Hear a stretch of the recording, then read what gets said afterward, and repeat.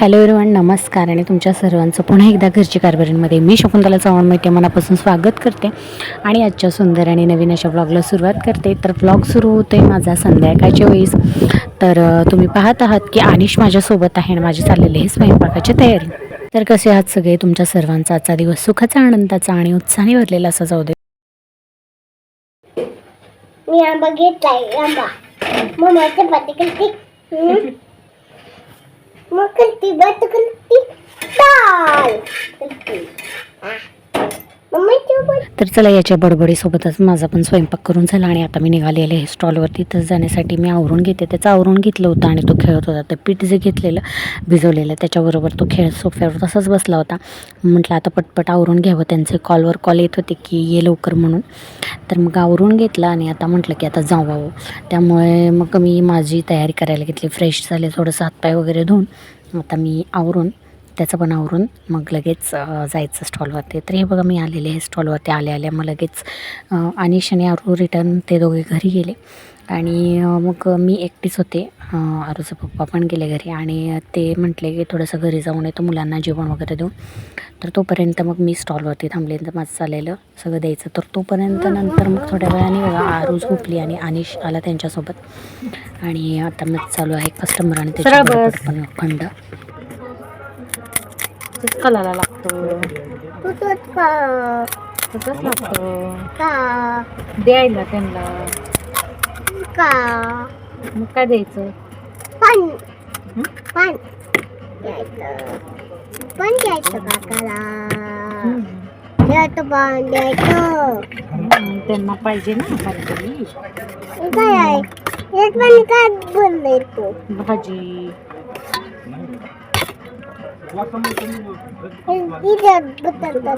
टाकलाय तू हात नको जरा.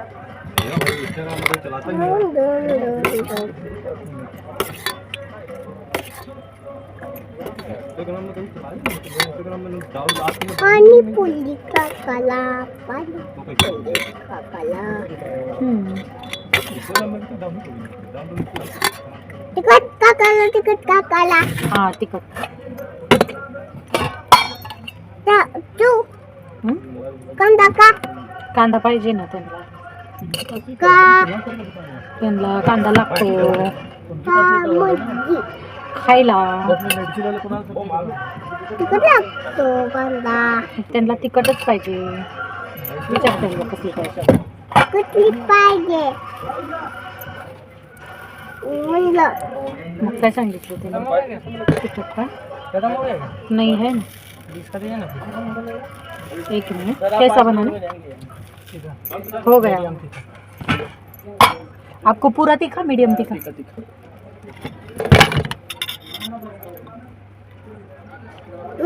काय काकाला पाहिजे तरी ती काकाला मीठ त्यांना पाहिजे का खायला. तिकट लागल.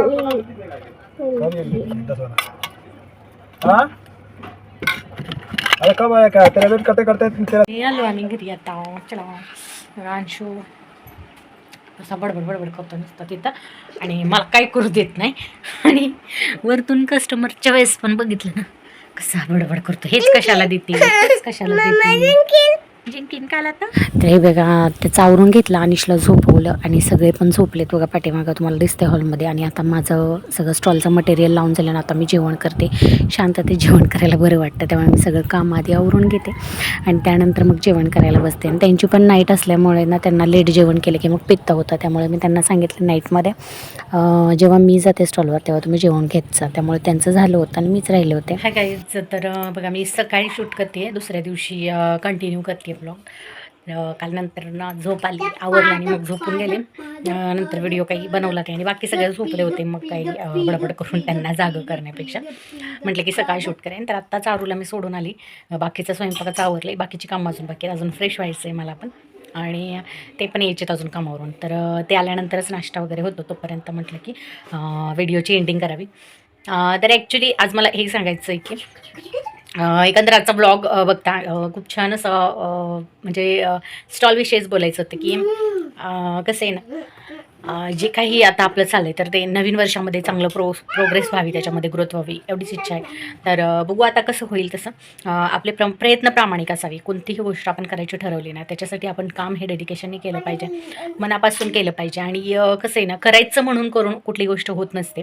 केलं तर ते पूर्णपणे डेडिकेशनने समर्पणाने केलं तरच ते सक्सेस होतं. त्याच्यामध्ये कुठल्याही कामामध्ये जेव्हा आपण आपला जीव ओततो ना, आपण मन लावून एखादं काम केलं ना तर तुम्ही बघा त्याच्यामध्ये आपल्याला सक्सेस नक्कीच मिळतं. मग ते अगदी कुठलंही काम असू दे, छोट्यातलं छोटं असू दे किंवा मोठ्यातलं मोठं. त्यामुळे तुम्ही सुद्धा नवीन वर्षात एखादा संकल्प केला असेल, काही तुमचं सुद्धा ठरवलं असेल तुम्ही की बाबा मला या वर्षामध्ये हे करायचं आहे, तर ते नुसतं ठरवून होत नाही. त्यासाठी प्रामाणिक प्रयत्न पण करणं गरजेचं असतं. नाहीतर आपण काय करतो, 1-2 दिवस फॉलो करतो, तिसऱ्या दिवशी थोडा कंटाळा करतो, चौथ्या दिवशी म्हणतो चल जाऊ दे आजच्या दिवस नको उद्या करूया, 5व्या दिवशी म्हणतो तर आजच्या दिवस सुट्टी घेऊया.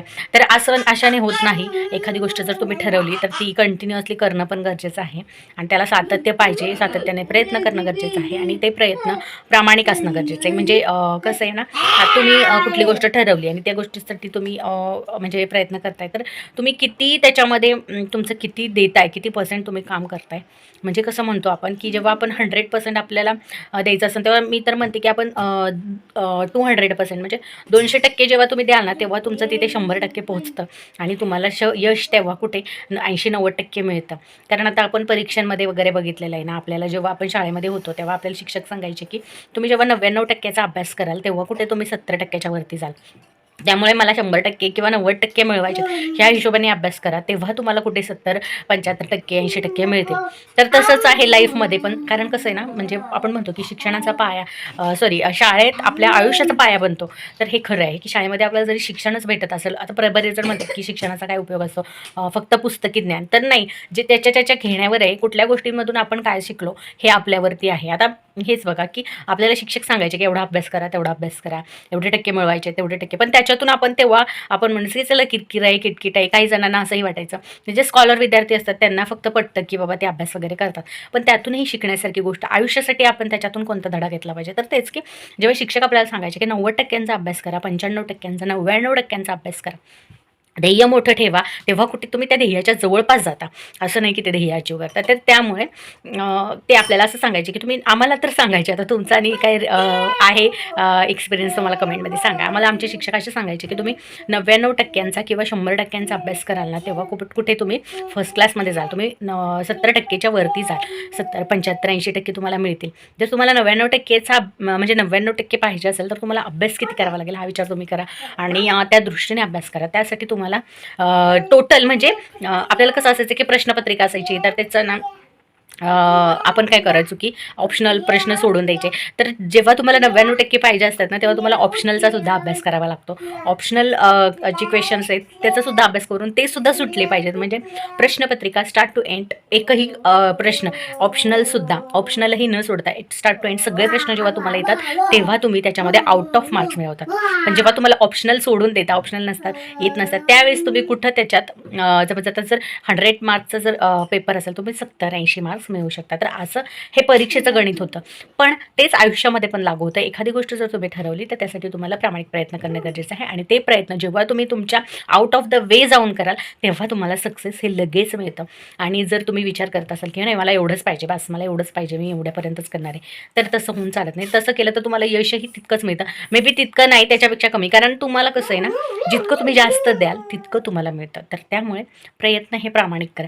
तर जाऊ देत, हे जास्त ज्ञान पाजळणं होत आहे असं मला वाटते. पण हा माझा विचार आहे पर्सनली. तुमचं जे काही मत असेल त्याप्रमाणे तुम्ही करू शकता. फक्त मला एवढं म्हणायचं, जर नवीन वर्षाचं तुम्ही काही ठरवलं असेल, काही संकल्प केले असेल तर त्यासाठी तुम्ही प्रामाणिक प्रयत्न करा. आणि कसं आहे ना, तुम्ही किती प्रयत्न करता हे तुम्हाला माहिती आहे. आता लहानपणी तर मी आणखीन एक उदाहरण शाळेवरूनच देते की पुस्तक घेऊन तुम्ही बसलेलं असायचं, बघणाऱ्यांना वाटायचं की तुम्ही अभ्यास करताय, पण बरेचदा आपण अभ्यासच करत असायचो असं नाही.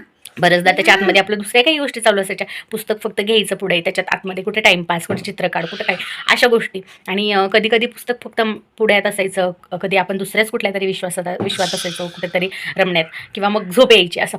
पण कसं आहे ना, ते तुम्ही जगाला फसवता नसता. म्हणजे जगाला वाटत असतं की तुम्ही अभ्यास करताय, पण तुम्ही अभ्यास करत नसतात ॲक्च्युली. पण त्याच्यामध्ये त्या बघणाऱ्यांचं नुकसान नाही, नुकसान तुमचंच व्हायचं ना, की तुम्ही स्वतःला फसवत असता, की स्वतःला पण हे भासवत असता, हां मी 4 तास तुम्ही एका जागेवर बसलेले असतात, पण त्यावेळी त्या 4 तासात तुम्ही प्रामाणिकपणे अभ्यास किती तास केलेला असतो हे फक्त तुम्हाला माहीत असतं. आणि त्यावेळेस तुम्ही जेव्हा जगाला सांगत असता की मी 4 तास अभ्यास केला आहे, त्यावेळी ॲक्च्युली तुम्ही 1 तासच अभ्यास केलेला असतो आणि मे बी त्यातलाही कमी केलेला असतो.